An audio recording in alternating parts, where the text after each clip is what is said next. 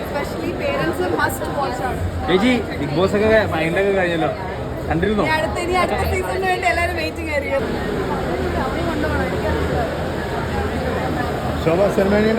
അടിപൊളി, ഒന്നും പറയാനില്ല.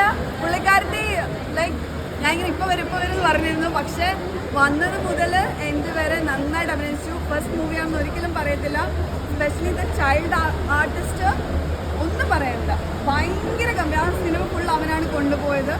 ഭയങ്കര അടിപൊളിയായിട്ട് അഭിനയിച്ചിട്ടുണ്ട്. എനിക്ക് തോന്നുന്നു ഇനിയും ഒരുപാട് പ്രോജക്ട്സ് ഈ പറഞ്ഞ പോലെ അപർണനെ ആണെങ്കിൽ ആ മോന് ശ്രീപത് അപ്പം മോനൊരു വലിയ കൈഡി ആൻഡ് എടുത്ത് പ്രൊഡ്യൂസർക്കും ഡയറക്ടർക്കും, ബിക്കോസ് ഇതൊരു അവയർനെസ് മൂവി ആയിട്ട് കണ്ടാൽ മതി.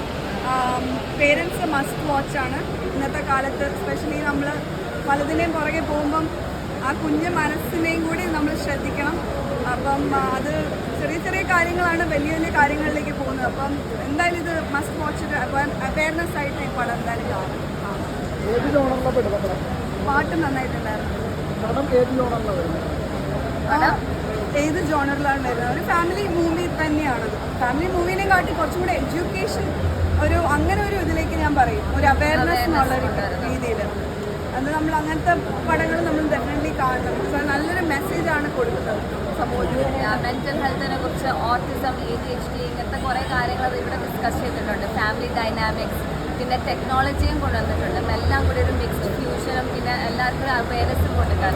അതും പിന്നെ നമ്മളെ ഹ്യൂമൻ കണക്ഷൻ്റെ ഒരു വാല്യൂ അത് ശരിക്കും നമ്മൾ അറിയുന്നുണ്ട് ഈ പടം വഴി. സ്നേഹം എന്ന് പറയുന്ന കാര്യം എന്തുമാത്രം ഇമ്പോർട്ടൻ്റ് ആണ്, ഒരാളെ എങ്ങനെ മാറ്റും എന്നുള്ളത് ഭയങ്കര അതിനകത്ത് പറഞ്ഞിരിക്കുന്ന ഒരു കാര്യമാണ്. പിന്നെ മുതുകാട് അദ്ദേഹം അതിനകത്ത് അഭിനയിച്ചിട്ടുണ്ട്. അത് ഞാൻ ഒട്ടും ആസ് ഹിംസെൽഫ് നന്നായിട്ട് ചെയ്തിട്ടുണ്ട്. സോ ഇറ്റ് ഇസ് ഓവറോൾ നല്ല, ഈവൻ മ്യൂസിക് ആണെങ്കിലും